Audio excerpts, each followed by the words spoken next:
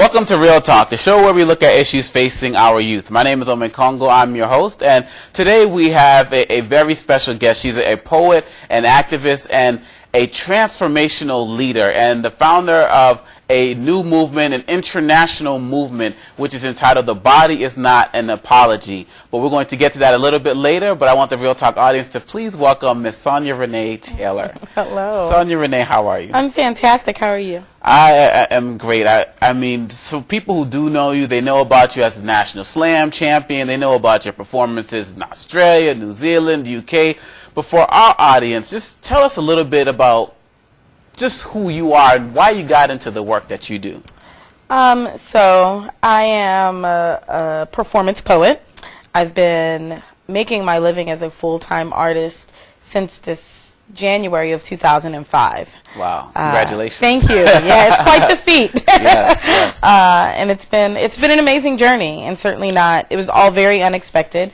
Sort of my background is in nonprofit management and working with nonprofit agencies in director and program manager capacities, and the slam bug just sort of bit me in 2003. I just stumbled upon literally open mics and fell in love. Like, wow, this is amazing. People like pay money and then go to some place and someone would just listen to these things I've been writing in a journal.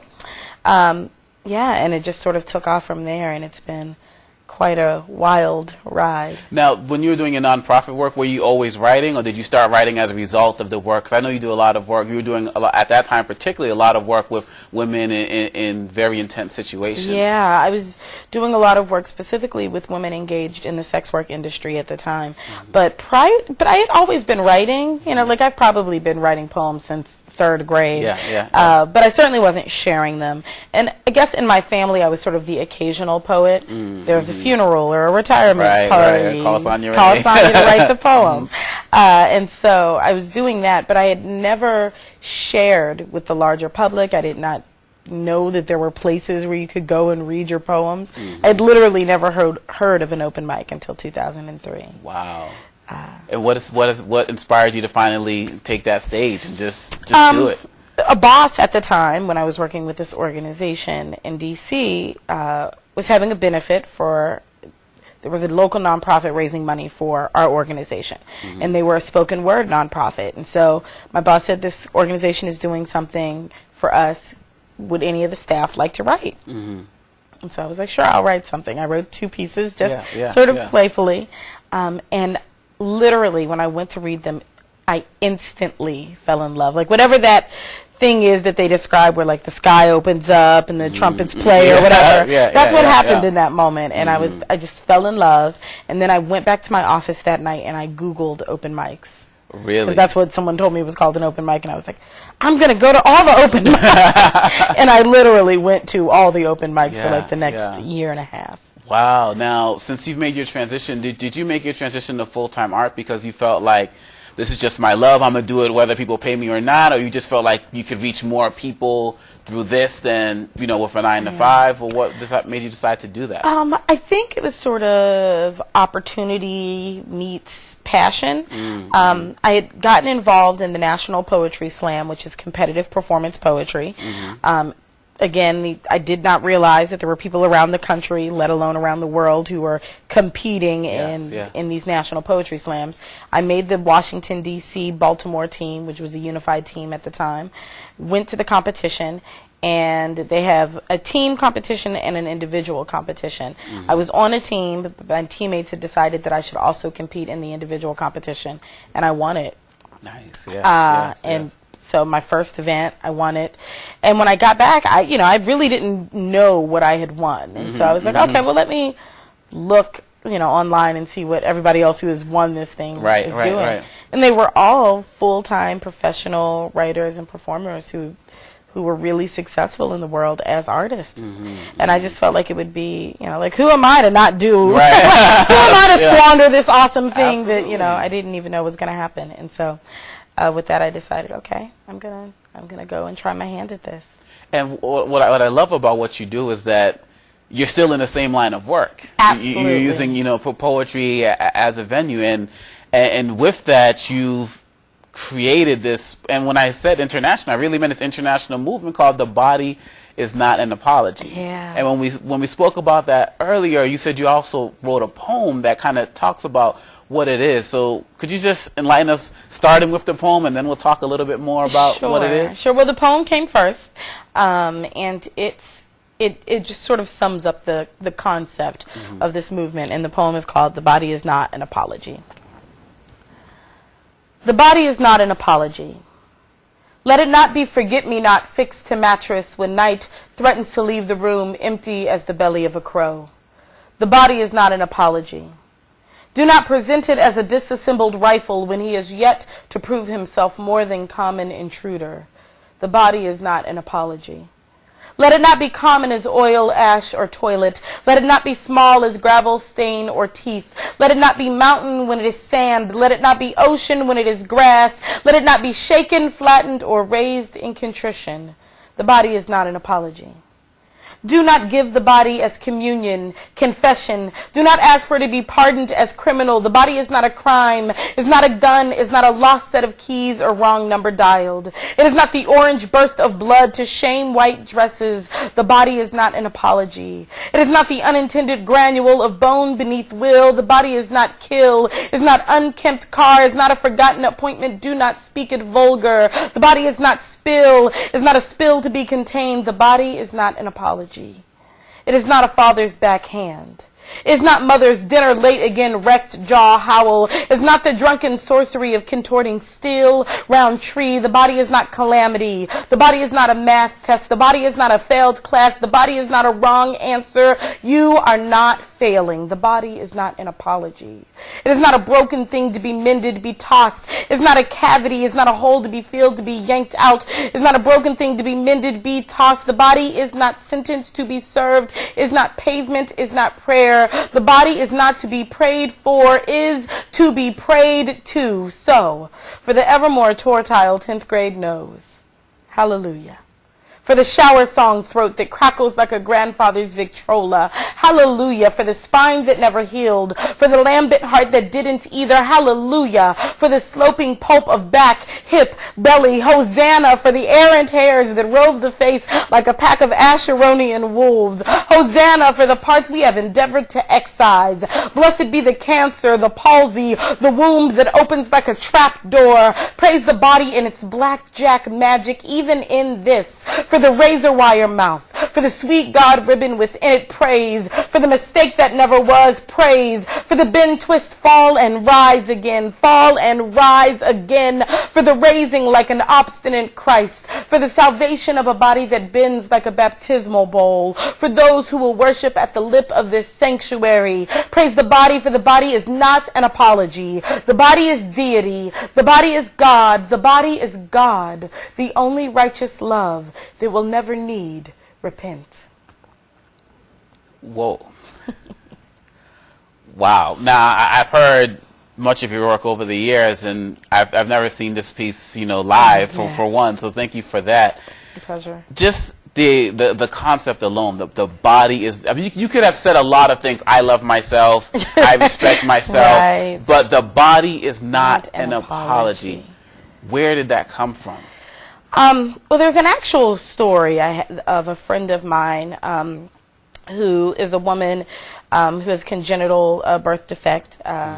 And so she was having a conversation with me once about fearing that she was pregnant. She was unpartnered, and a lot of my historical work is in HIV education and that sort of thing. So when people have conversations with me, I do a little digging. Okay. And so in this conversation, I asked her, what had made her decide to make the decision to have unprotected sex with this individual. And her response to me was that she felt like because her disability made being sexual with someone challenging, that she didn't feel entitled to ask this person to use a condom. Wow. And my response to her in the conversation, just spontaneously, was, your body is not an apology. It is not something that you offer to say, I'm sorry that I'm disabled. And so I had that conversation with her, and then the line just stayed with me. It stayed with me. And then I started writing the poem. And then it just kept showing up in things like the idea of us sort of constantly being sorry for the vessels that we exist in kept showing up in all of these different places. And then it showed up for me in the form of a cell phone picture that I had taken of myself. And I felt good in the cell phone picture, and I felt a little saucy and sexy in it. But I was ashamed to post it. And I was ashamed to post it because I had like all of this belief about what people would think of me and think of my body if I posted it. And I was like, I am, I'm being apologetic about this vessel that I exist in. And what would it look like if I chose not to be? And so I posted the picture online. And the next morning there were like 100 or so comments on the picture. And people saying, I wish I was brave enough to do that. And I was like, why aren't you? And then I encouraged people to start posting pictures where they felt sexy or beautiful or empowered. And then people around Facebook started posting all of these pictures where they felt good about themselves. And eventually we had like 100 or 200 people posting pictures. And I said, well, what if I just started a little Facebook page called The Body Is Not an Apology? And so that's what I did. And, on it I would post affirmations, things to remind you that you're beautiful that day, things to remind you to feel good about yourself, things to help you remind other people to feel good about themselves. And we just started growing like wildfire. Like the world was waiting for a space where it was okay to love yourself. And all from posting that. All from a moment of being unapologetic. Wow. And what has the response been when you've shared that piece in places? Almost always I get people who come up to me afterwards and say thank you. And they say, and it's interesting the moments in the piece that people pull out. So I'll have people that come up to me and say, I had a miscarriage, and I'm learning to re-love my body, or I have a lot of people in the disability community who come up and talk to me about it. I have a lot of trans folks, transgendered people who come up and talk to me about the idea of being unapologetic about their bodies. So I love how inclusive it is. It's not just one thing. It's not just about body size. It's not just about skin, or it's about all of the ways in which we don't value our bodies and what it would be like if we decided we would. And it's a message not just for females, but for not at all, for males and females, for everyone, for young people, for old people, for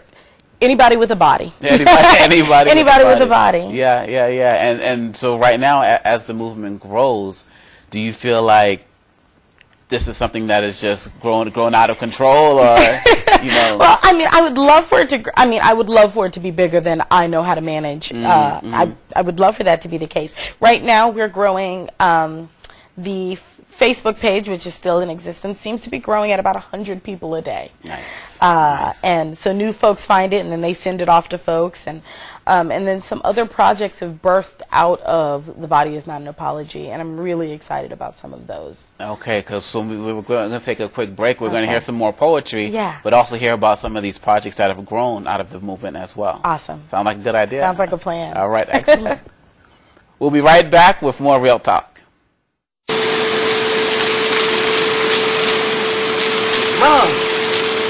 Mom! What? You can't find Ichabod. What?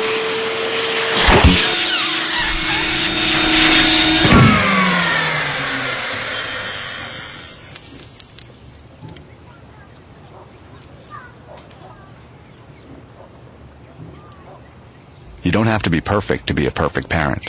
There are thousands of teens in foster care who would love to put up with you. Welcome back to Real Talk, the show where we look at issues facing our youth. Once again, my name is Omékongo, and I'm here with the transformational leader, the poet, the activist, Miss Sonya Renee Taylor. Hope you're enjoying yourself so far. I'm having a great time. Thanks for bringing me. Oh, absolutely. And one of the main reasons I wanted you on the show is because it is Real Talk, and we get into real conversations dealing with young people. In the work that you do, you encounter a lot of young people. And what would you say to the young person out there who says, okay, great, it's great to talk about, the body not, being an apology, but I'm turning on the TV every day. I'm being told to look like Beyonce, Taylor Swift, or the guys, LeBron James, and they're not really feeling that they value themselves. They may be just developing, not sure where they are with their own self-esteem. What would you say to them that could help them navigate through this journey of their life? Well, I think that there are a couple of things. One is, like, you've got to start with the belief that, like, Beyonce isn't better than you. Yes, she's on TV. Awesome. That means that she had an opportunity that you may not have been presented with yet. It does not mean that she is better than you, nor more important or more valuable or more worthy in the world. And I think that that's really important to remember. I think it's important to remember to be around people who remind you that you're the business too. Like, if you've got friends and your friends are not telling you that you're an awesome person, then get some new friends. Right. Okay. You know, Yeah, and I mean, I was lucky when I was a teenager and when I was a young person. We had a crew, and me and my crew, you couldn't tell us we weren't the best thing that came up off the turnip truck. Absolutely, We were the bee's knees. And so part of my support system was being surrounded by other people who told me that I was good in the world, and then I got to tell them that they were good in the world. And so I think it's really important that young people have friends that remind them that they're cool already. Yeah. And some of the projects that The Body's Not an Apology are some of the projects that you all are involved in. Do they deal with those types of issues? Absolutely. Or what else do they deal with? So much about the self-esteem, what we call radical self-love. Radical self-love. Right? Like that. It's not because it's a radical notion, particularly when you turn on the television and there's a Beyonce and a Taylor Swift and a Kanye West and all of these, telling you that if you don't have a Maybach and you don't have 15 chains and you can't go to Jacob and the Jewelers, then you're not good. That's right. It is a radical action to decide that you are worthy and beautiful. That's radical in the world. And so we call it radical self-love. But it's a muscle. It's something you have to exercise. And so The Body Is Not an Apology has lots of different barbells, or treadmills that you can use to exercise the muscle of believing in yourself. One of them is a really easy way, and we call it Bad Picture Monday. Today is Bad Picture Monday. Bad Picture Monday. And on Bad Picture Monday, all we do is encourage people to find a picture that they hate of themselves and post it as your profile pic on your social networking site. Wow. So Facebook or Twitter or LinkedIn or wherever. And the point is that even in your bad picture, you are still beautiful. That whatever moment that is that captured, you are still worthy and divine in that moment. And so it's just it's a way to get uninvested in being hyper image conscious. Uninvested. Oh, somebody's going to see that picture and they're going to notice the zit. Well, okay. And if they notice the zit so Bad Picture Monday is a fun, easy way. Every Monday morning I post a bad picture for the day. I encourage folks all over Twitter and Facebook to do the same. And then at the end of the day, you take it down and you breathe again and you go back to being your regularly scheduled flossy picture self. Right. Really easy way to do it. The biggest project right now that is underneath The Body Is Not an Apology is called the Ruckus Project. The Ruckus Project. Okay. And it's spelled RUHCUS, and it stands for Radically Unapologetic Healing Challenge for Us. Nice. And the Ruckus Project is a 3-step, 30-day project to start us on the journey of healing ourselves from pain, shame, trauma, and fear in our lives. And so it is a scary but containable way to look at some of the ways in which you are being held back or in bondage to various things that have happened in your life or various fears or your body and figuring out ways to get free. And bondage is a strong term. Do you feel like it's that strong? Like we're in bondage to these concepts? Absolutely. So for me, the Ruckus Project came about because after I'd started The Body Is Not an Apology, I had been feeling not so good in my body one of these particular days. And I had this moment where I was like, I am a hypocrite. I woke up every single morning and posted on The Body Is Not an Apology, telling people to love themselves and accept themselves.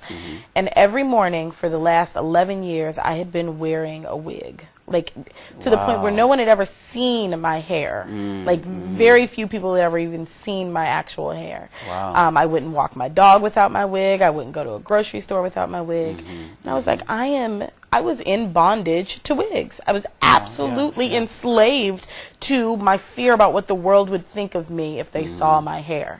And so I decided that I wanted to be free of that bondage. And so my goal was, I was like, okay, I am going to shave my hair off. Wow. And then I said, I can only do it for 30 days because you know, like that's about all I can manage. I can do a month. I can do anything for a month. Right. I'm going to shave my hair for 30 days. I'm going to have a ceremony that sort of christens this journey where I invite people who I love and who love me to come over and be a part of the process. They came to my house. They cut my hair for me. Wow. They spoke affirmations over what they hoped they were taking away from when they cut it and what they hoped would grow in its place. Wow. And then for 30 days in the world, I was bald. And every day I did a video blog detailing what it was like. So I went to walk my dog for the first time. I went to the swimming pool for the first time. I went on a date bald for the first time. And for 30 days, I just sort of chronicled that. And I did that.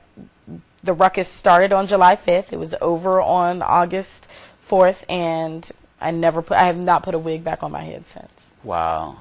Now this is just amazing work, and I think that when people are seeing this, they're going to want to reach out to you. Well, what's the best way to reach you? Websites or anything? You can absolutely go to our website, www.thebodyisnotanapology.com. You can send us an email there at info@thebodyisnotanapology.com. We also have a link there. You can put a little note. People can find me individually as an artist at Sonya, Sonya -Renee, RENEE.com. Okay. You can also find The Body Is Not an Apology on Facebook. If you just put that in, the group will come up. On Twitter, we are Radical Body Love. Radical Body Love. Radical Body Love on Twitter. Definitely. Yeah, those are pretty much the best ways to get me. And if somebody wanted to email me directly, they could do that at SonyaRenee@gmail. Okay, so you're directly accessible. Yes, yeah, absolutely. Despite the hundreds of other ways to get to me, I still say you can certainly email me if you need to. Oh, that's wonderful. There's so much more I can ask, and I mean, I know the audience has been wowed, but I think the audience also would love to be wowed by some more of your poetry. Okay. If you don't mind. Not at all. This is sort of what I like to leave people with, that all of these, projects that I've started and just everything has all started with the concept that if you can believe something and you can speak it into existence, you can actually create it, and so much of it is about believing it and then putting your words behind your beliefs and then putting your actions behind your words. And so putting your words behind your beliefs and then putting your actions behind your words. Okay, and so this poem is called Speak It. I can't say that I don't see your tears, feel your pain. I can't promise that it will never rain because the truth is, I don't know. But I do know that rain makes things grow, so maybe this is growing season.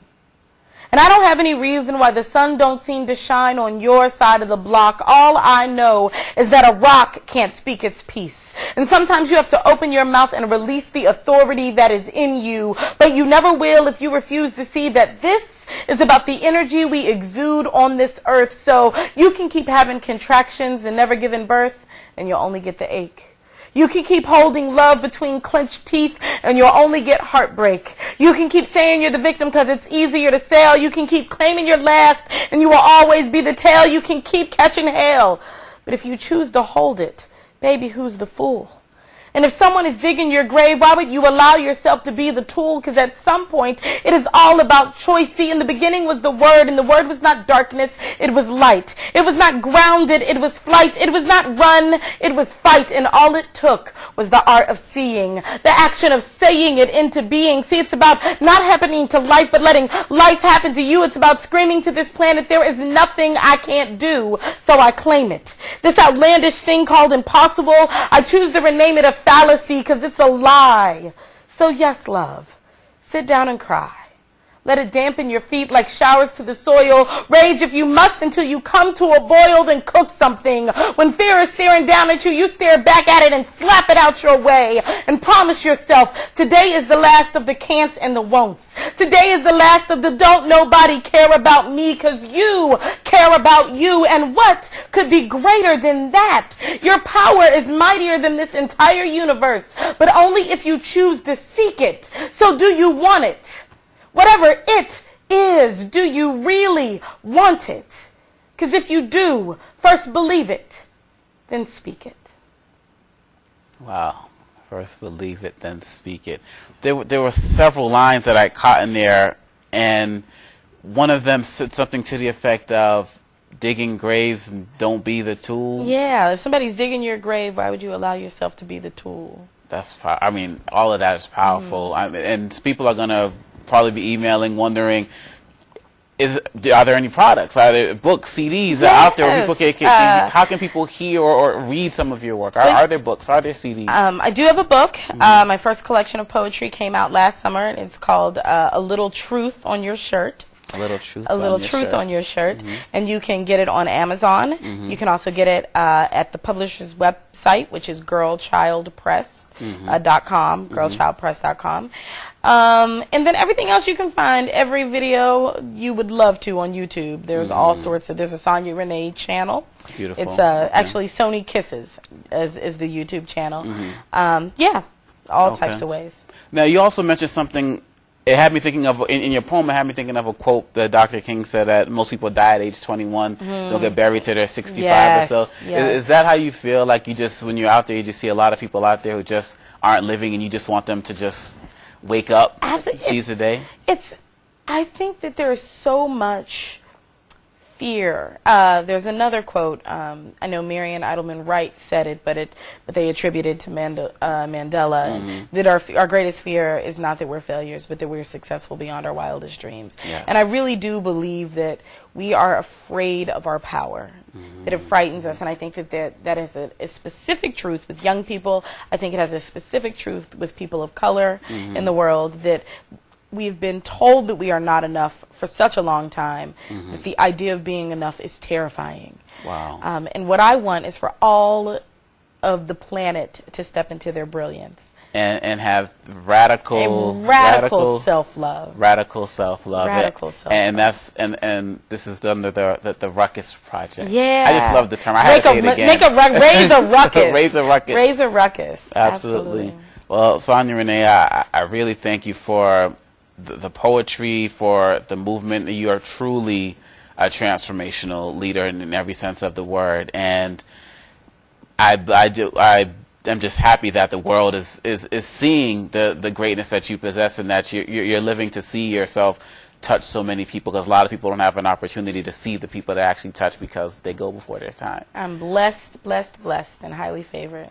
Thank you very much. Thank you very much. Thank you, Omékongo. That's going to do it for another episode of Real Talk. If you have any questions or comments, feel free to email me at realtalk@omekongo.com. And remember, our youth are 50% of our population, but 100% of our future. Let's make sure we're taking care of them. See you next time.